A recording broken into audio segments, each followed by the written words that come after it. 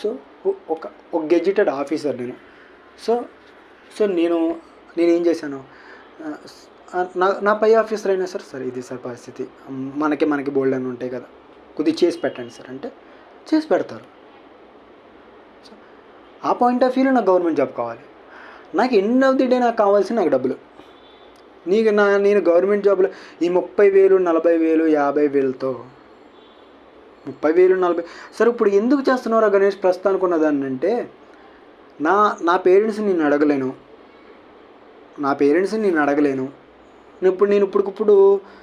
ఇప్పటికిప్పుడు నేను బయటికి వెళ్ళి చేసుకుంటే నేను కూలి పని చేసుకోవాల్సి వస్తుంది తప్ప, ఇంత ఏమంటారు కూర్చోబెట్టి లేదంటే కాసేపు ఇది చేయించి నాకు ఇక్కడ కూడా సైకలాజికల్ ఇంప్రూవ్మెంట్ అవుతుంది. ఫైనాన్షియల్ మేనేజ్మెంట్ ఎలా కావాలో నేర్చుకుంటున్నాను.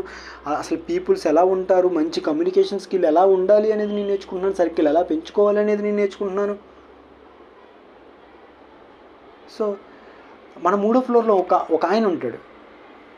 మా సార్ 2వ ఫ్లోర్లో ఉంటారు. 3వ ఫ్లోర్లో ఒక అతను ఉంటారు. అతను లావుగా ఉంటారు, బొద్దుగా ఉంటారు. సో నాకు తెలిసి అతను స్టడీలో బెటర్ ఏం కాదు, కానీ బేసిక్ స్టడీ తెలుసు అతనికి. నాకు కూడా అంతే. నేనేదో టాప్లో అయిపోవాలి, నేనేదో టాప్ ర్యాంక్ తెచ్చుకోవాలి, నేనేదో ఇది తెచ్చుకోవాలి కాదు. నాకు ఎండ్ ఆఫ్ ది డే కావాల్సింది డబ్బే సంపాదించే ఒక మ్యాజిక్లు కావాలి, ఒక స్కిల్స్ కావాలి. సో నేను అందుకని ఎడ్యుకేషన్ సెక్టర్ నేను ఎందుకు పెట్టుకున్నానంటే, నాకు రేపొద్దున ఎప్పుడూ అనకూడదు, అరే వీడికి డిగ్రీ లేదు, వీడికి చదువు లేక వీడిట్ అయిపోయాడు కాదు. వీడి చదువు ఉంది కాబట్టి వీడు ఎదిగాడు.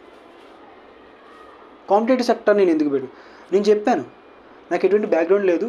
బ్యాక్గ్రౌండ్ అంటే డబ్బుల పరంగా నాకు లేదు కాబట్టి ఆడికి నేను ఎందుకు డబ్బులు ఇవ్వాలి? రేపొద్దున ఫర్దర్గా కూడా నేను సంపాదించినా సరే నేను ఆడికి ఎందుకు డబ్బులు ఇవ్వాలి? దాన్ని ఇన్ఫ్లుయెన్స్ చేసుకుని నేను నా బిజినెస్ గ్రో చేసుకుంటాను, నా బిజినెస్ నేను డెవలప్ చేసుకుంటాను. అర్థమైందా నీకు?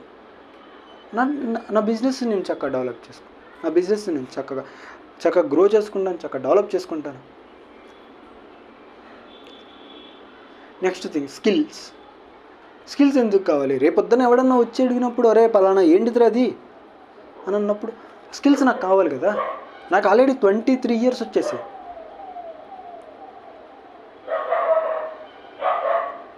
సో ఇదే గవర్నమెంట్ జాబ్ సెక్టార్స్లో ఎంతమంది రిచ్ అవుతున్నారు, ఎంతమంది ఫ్లాట్లు కొనేస్తున్నారు, ఎంతమంది అందరూ ఈఎంఐల మీద బతుకుతున్నారు, ఇంక్లూడింగ్ మీ.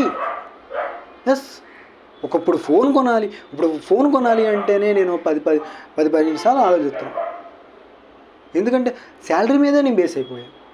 ఎందుకంటే ఇప్పుడు నా స్కిల్స్ మీద నేను ఇంప్రూవ్మెంట్ చేసుకోవాలి అని చెప్పి నా ఇది మీద నేను ఇది అయిపోయాను. రేపొద్దున పిల్లలు వచ్చినప్పుడు ఆ ఫైనాన్షియల్ బ్యాలెన్స్ తెలియక నాకు, సో నేను ఇప్పటికి ఇంకా ఫైనాన్షియల్ లిటరసీని నేర్చుకోవాలన్న అభిప్రాయం ఉంది. కానీ మంచిగా వెళ్తున్నానంటే ఏదో నాకు తోచినట్టుగా నేను వెళ్తున్నా. నాకు ఎవడో చెప్పేవాడు లేడు, గణేష్ నువ్వు తోపురా, నువ్వు తురుమురా. ఎందుకంటే ఎవడు చెప్పకపోయినా ఇంత మంచి 4 పాయింట్లు రాసావంటే నువ్వు అర్థం చేసుకో, నువ్వెంత తోపో తురుమో. నీకు అవకాశం ఉండి పాపం చెయ్యాలి అన్నా సరే నువ్వు చక్కగా దీన్ని ఎంజాయ్మెంట్ చేస్తున్నావంటే నువ్వు ఆలోచించు, నువ్వెంత తోపు తురుమో. అలాంటప్పుడు నిన్ను నువ్వు డిస్కరేజ్ చేసుకుంటున్నావు, నిన్ను నువ్వు నెగిటివ్గా చేసుకుంటున్నావు, నిన్ను నువ్వు ఇది చేస్తున్నావు.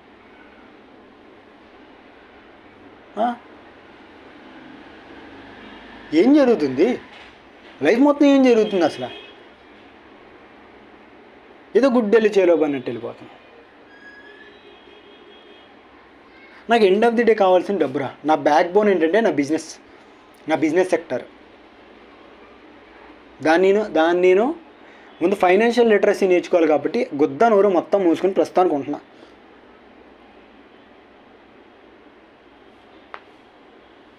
ఎందుకులే గవర్నమెంట్ జాబ్ వదిలేయడం. ముందు అరే నేను నిజం చెప్తున్నాను, ఈ 4 నువ్వు పర్ఫెక్ట్గా నేర్చుకొని ఫైనాన్షియల్ లిటరసీ 50% నాకు వచ్చి, గవర్నమెంట్ సెక్టారు ఏదైతే కాంపిటేటివ్ సెక్టారు 50% మాక్ టెస్ట్లు 100కి 50